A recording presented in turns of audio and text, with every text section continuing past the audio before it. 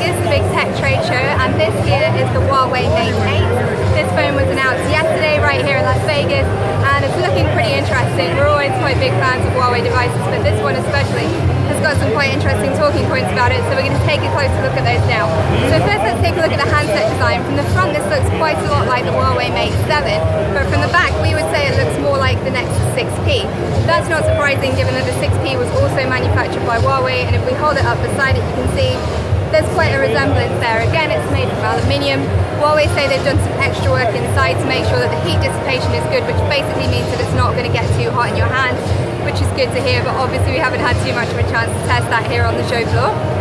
It's, in terms of handsets, it's pretty slim for what it is. It's pretty light considering how big it is. This is a 6-inch screen, which is going to be too big for a lot of people, but it is ever so slightly smaller than the iPhone 6 Plus.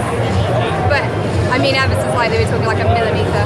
Having said that though, it doesn't feel like a particularly big phone. This may be because I'm quite used to the larger end of phones. It's going to be probably too big to realistically keep in your pocket, but having said that, phones are definitely trending towards the larger screen sizes right now, so it's going to be a good one for a lot of people.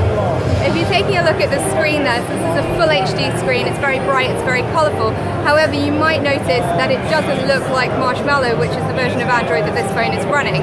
And that's because Huawei put their own skin on Android, which is called Emotion UI, or MUI for short. And it does look a little different. I mean, it's not terrible, it's not hugely different, but it does have its own aesthetic. One of the main things you're going to notice about Emotion UI is that it takes away the app drawer, which means that your little bit at the bottom here where you usually tap to get all your apps in one go is gone. There are ways to get it back. For example, you could use Google Now Launcher and things like that, but straight out of the box it looks kind of like this. Some of the app designs as well are just a little bit cartoony, maybe not quite as slick as stock Android. So that's a bit of a love-hate feature. Some people like that, some people not so much. But it does add some really useful functionality actually. So for example, one of the cool things about Huawei phones is that you can take a screenshot using your knuckle, which is kind of crazy, but in previous versions of Huawei phones it hasn't worked hugely well, but we have tested it on this one. And it's now not going to work because I said that. There we go, so if you see that, I just draw a circle with my knuckle and it's saved that part of the screen as a screenshot, which is quite handy. I'm not sure how many people realistically are going to use that day to day, but it's a cool thing to have nonetheless. Some of the other features that Huawei have included in this phone, for example, camera software is a little different. So Huawei are tremendous at making camera software. They always have lots of filters and extras and things that make it quite different from your standard Android phone.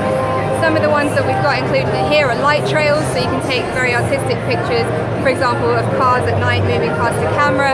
There's a perfect selfie mode, which kind of combines pictures to get what it thinks will be the ideal picture of your face. It does also have beauty mode, as do many of Huawei's phones and their competitors' phones.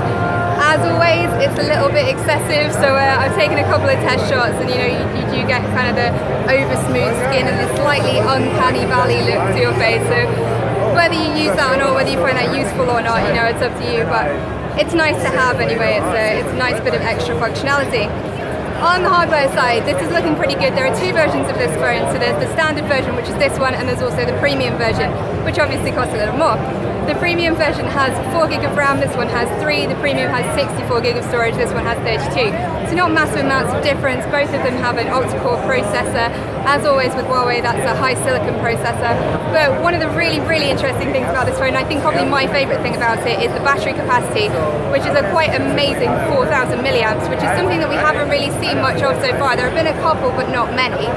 That's a huge amount of battery capacity. I mean, it does have a very large screen to power, so we'll see how well that works. But Huawei are saying that for an average user, that will last you 2.5 days, or for a sort of a high usage person like me, maybe more like 1.5 days. It's quite rare for me to find a phone that lasts me more than a day without a charge, so I'll be very interested to see if that holds up. But again, that's a really cool thing to see and something that marks this phone apart from its competitors. As ever with Huawei, it's going to be very competitively priced. We've seen the pricing in euros, about $599. It's going to depend obviously on which version you choose, but this should be out in the UK in the next couple of months, and we're going to be really interested to get more of a hands-on with it. Thank you for watching, we'll see you next time.